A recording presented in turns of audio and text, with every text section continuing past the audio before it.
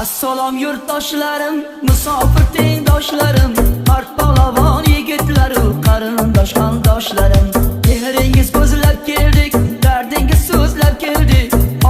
Olis yurtlardan sizlarni izlab keldik. Moskva, Sankt-Peterburg